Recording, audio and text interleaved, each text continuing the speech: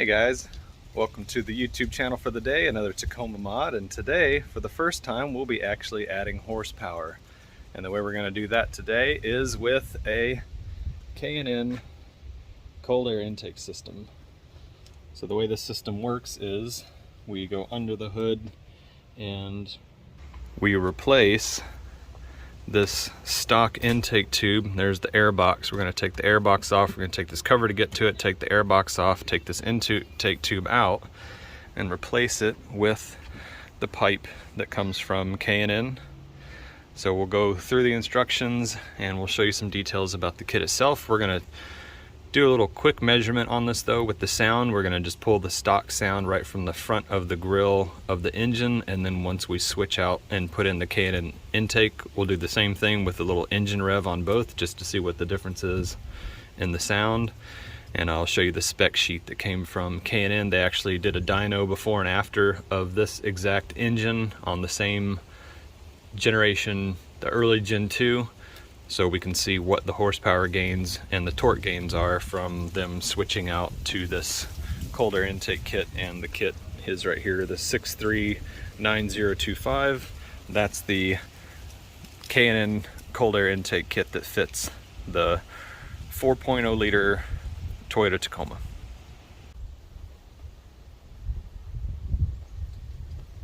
So as you can see, just sitting here without me talking, the number drops to about 40.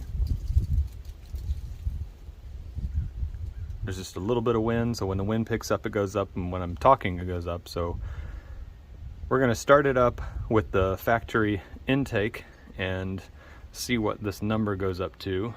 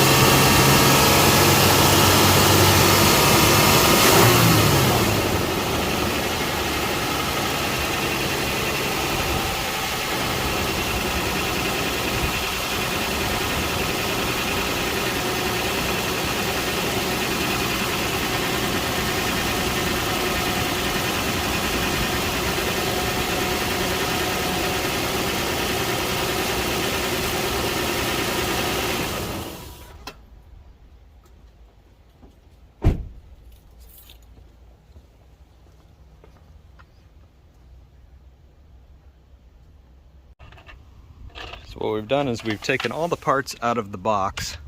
So you've got your flange, you've got your intake tube, you've got the gasket that goes around the flange, the kind of the box cover. This is the filter in here. You've got the adapters and rubber piping to replace stuff on the stock intake and also modify between the air box itself, intake tube, and the filter. We've got our tools set out. We've got our bag that we took everything out of. And then we've got all the parts and all the hardware for the install itself. And as we go through and do the install, you'll see these different parts being used at different times. So we've got our the different mounting brackets in here. We've got hose clamps. There's a little gasket that goes on a little piece there. There's another little adapter intake part there, some things that screw in, some plastic sleeves. You know, I'm getting familiar with this just at the same time you are. Little bracket there, I believe that holds the intake pipe in place. And then we've got our tools. There's actually a checklist for the all the tools that you need. Socket wrench and extension, 9/16. I got a 9/16 socket, but they say you need a 9/16 wrench. So I've got a 9/16 and a 10mm wrench, 2.5mm Allen. I've got my Phillips head screwdriver, flathead screwdriver, and this is a 4mm Allen head. And it says you need that for the parts that are in here. Most of the stuff, you got your big bolts here, smaller bolts. There's your 4mm Allen, that's what you need that for. And then you've got your 2.5mm Allen on these smaller bolts. So we're just gonna go through and work on pulling this apart the way that it explains it in the kit. So I know for sure we're taking the intake tube off. We're gonna take this off of the air box. We're gonna take the air box, the whole air intake assembly that's under here off. We got to take this cover off, which is just these two acorn nuts on either side. We got to take those off to get inside here. So that's what we're going to do. We're going to get started on this and start taking some stuff apart, and we'll just show you as we make our progress. Before we get started, I figured we'd show the reason for doing this in the first place. So the way this works is you've got your base, the horsepower that came from stock, and the horsepower after the change. So your increase in total horsepower is 10.31, and then it shows your stock torque and your torque with the cold air intake installed. So you're gaining 10.88 foot-pounds of torque and 10.31 horsepower. And then this shows that it is from a 2005 4.0 liter Tacoma. So this is the exact same motor that I've got in my 2011. And it just shows, this is just technical information, so you know what the temperatures were when they ran it, so that you know there's not a big difference between them running it stock and then them running it with the K&N. So they're not trying to fub with the numbers and make the numbers something that it's not. But this is for the specific truck that I'm working on right now, the early Gen 2 with the 4.0 liter. So there's your numbers, comes directly from K&N, and we'll do our install and see how things look.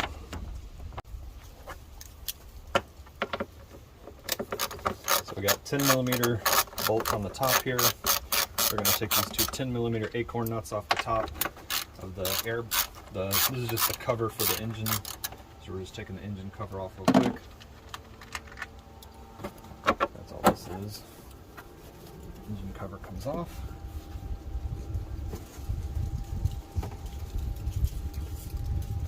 These back on here so I don't lose them.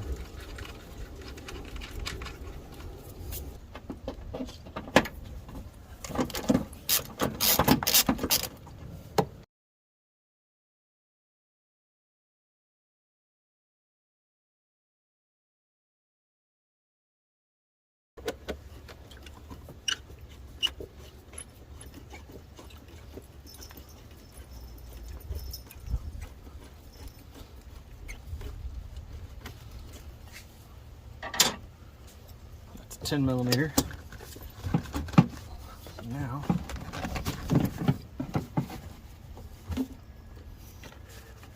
there goes the resonator.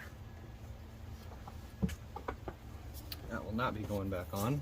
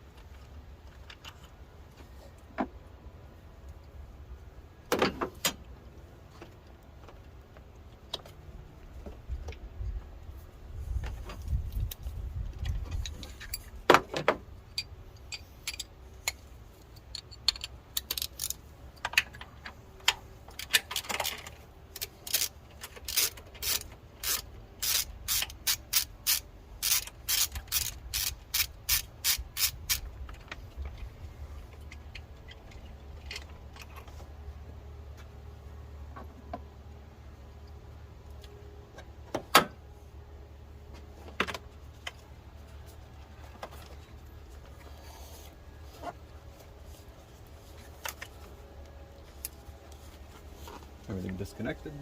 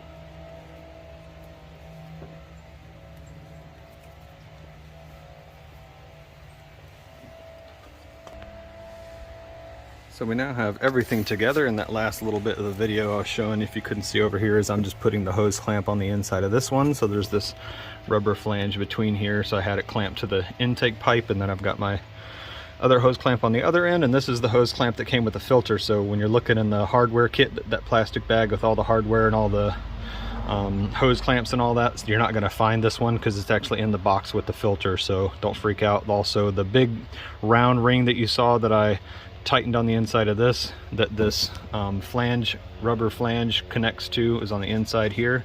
That's this hard piece of plastic. It's also with the filter. So now the filter has its own box. It's pretty sealed. The rubber lining on the top piece that they had was a little bit long, and the piece that they had for the bottom was a little bit short, so I cut the long pieces off and extended the area where there was no rubber underneath. It doesn't really exactly hit here. It's not like tight against the side of the fender wall here, but there's a little piece right there that I used as well, just to create a little more heat shield. Now, as you can see on the back of this, it's a little bit open anyway, so it's going to get a little bit of heat, but for the most part, this is protecting it. We reconnected our mass airflow sensor. You saw that I put the two standoffs in between on either side underneath this tab here where the screws that they provided came through. The kit that I got had two of the bigger bolts. The one that goes down here, that's a 13 millimeter. That was their hardware. I used it instead of the factory hardware. I used the nut that was over here to put that tighten back down, and then up underneath where the tab is at the bottom here, try to get under there so you can see that one. So that bolt there also came with it. The kit shows that those have the wave washers and then a flat washer underneath it. And in my kit, they gave me three of the bigger bolts. I was only supposed to get two. So what they left off in my kit was the longer 1 by 25 millimeter bolt that goes here. So what I used is the bolt that came out of the top of the valve cover that we don't reuse, because this is a bolt that they actually give. The one that's right here is another one that they give. So the 1, 2, and then 3, 4, and then that one are the same. I've got my fuel line, I guess from the fuel rail, that line, the little one that we took off, I plugged the big one in, and that goes onto the back of that nipple that we tightened that fitting in earlier in the video. And then the last thing I did is I had the cover off, and as you could see in the video, I was just twisting and pulling the pipe to get the pipe to where the bolt comes through, and there's not a lot of tension and there's not a lot of pressure. So this is the completed kit. So what we'll do now is get everything back together. It might take me a minute because in the meantime, while I took the negative terminal off the battery, this thing completely sheared off. So, you know, wanted to show this happens.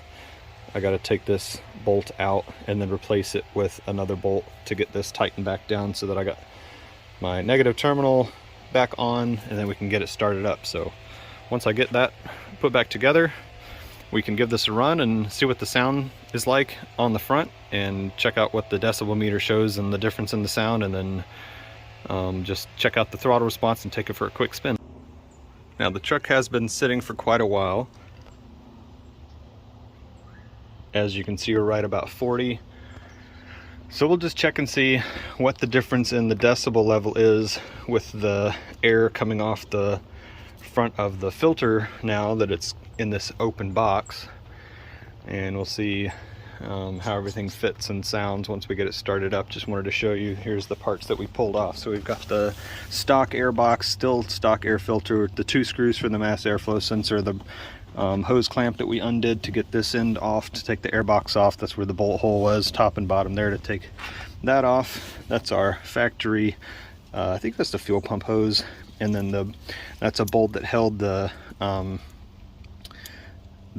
top of this on, and then that was a bolt that held the resonator to the fender well. Here's the factory resonator. So that's the pipe intake that comes in. The air came in through the filter, through the resonator, through the intake tube. We undid that clamp to take it off the air box. So those are the old parts. Now this is just a little bit of piece left over. They gave a little extra, a little excess. There's metal inside here, but you can cut in between these little metal clips. So I just cut a couple pieces as I mentioned before. And then of course we've got the mass amount of horsepower we're going to get out of this whole deal is once we put our stickers on. So a couple K&N air filters, one K&N sticker came in with the box, and then the other came in the box with the filter. So without further ado, we are going to start this up, and we'll get the camera on the decibel meter and we'll just see what the difference is in sound.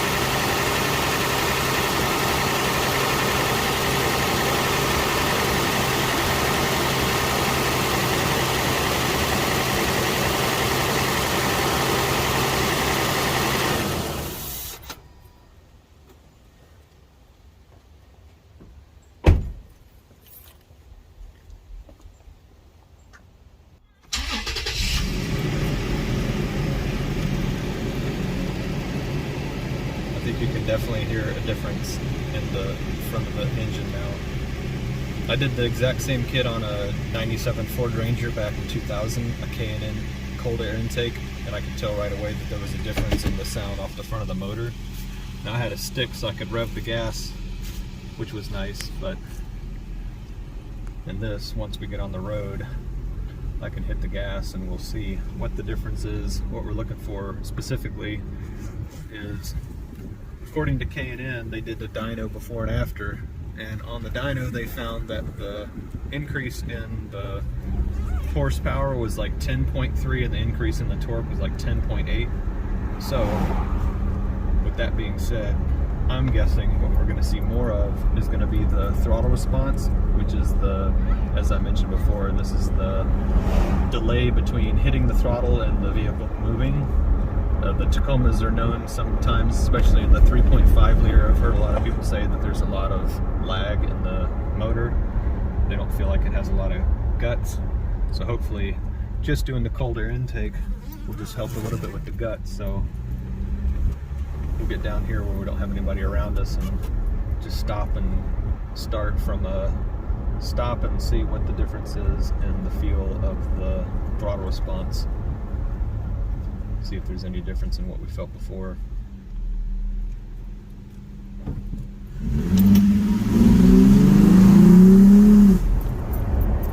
You can definitely hear the front end of the motor a lot better now. It definitely wasn't like that before. You couldn't hear it at all almost when you hit the throttle, so now you can hear the engine on the front end sucking in all that air. And the throttle response is a lot faster now than it was before. Pretty sure we can probably feel the difference a little bit in the torque and the horsepower. It might take a few break-in periods for everything to settle down with the intake, with the mass airflow sensor, and the difference that it's checking in the air and how much more air is getting in, and then making the adjustments. The motor needs some time to do that, so that'll probably take a minute to catch up. Not sure if there's a break-in period for that. I don't remember seeing anything in the instructions with the K&N air filter that said anything about a break-in period. It just said you need to start it up and listen for noise, which is what we did a minute ago, and there's not any weird noises coming up from underneath the motor. It's not having any problems with, there's nothing that's happening with the intake that it's not working correctly. I don't have any check engine lights coming on at this moment, so probably have to let it run through an engine cycle and then just see if there's going to be any difference in letting it warm up and letting it get used to. I don't know if the engine actually has memory and it remaps anything or not. I don't know if it does that, but I'm not plugging in any programmers at this point. This is strictly changing out for a cold air intake, and then after putting in the cold air intake, we're just testing the difference in what it feels like with the cold air intake. Now I'm just in drive, two-wheel drive. I don't have traction control off or anything like that, so just from a dead stop, just hitting the gas and seeing what it feels like.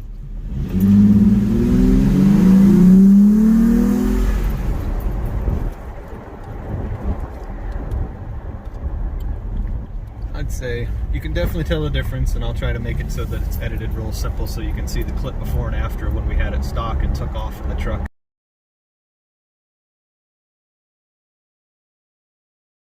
We'll pull up to the house and wrap this video up. Thanks for taking the time to watch. I'll see you again in a moment. As you recall, put in a cold air intake today. This is our new setup here.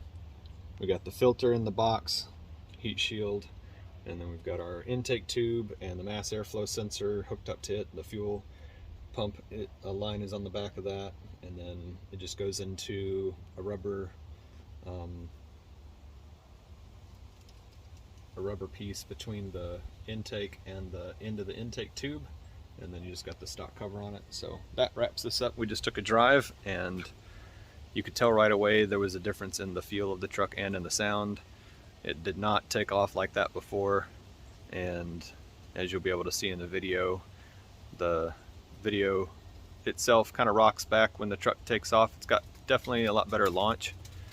So if this is something that you're looking for and you want to gain a little horsepower, the numbers that they have from K&N for the horsepower and torque increases are at the rear wheel. So if you look up online and see what the stock horsepower is, the horsepower that they're showing online shows the amount of horsepower and torque that are at the engine. So you're not going to get that number on a dyno, because you're transferring all that power and torque from the engine through the drivetrain down to the axle, and then through the axle into the wheels and tires, and so the dyno is going to pull a different number than the engine does. So if you're looking that up, just wanted to let you know that's something you'll notice is different. But anyway, we're done for now. Thanks for taking the time to watch. Just make sure that you subscribe to the channel, and this will be added to our Tacoma mods. Much appreciated. We'll see you again soon.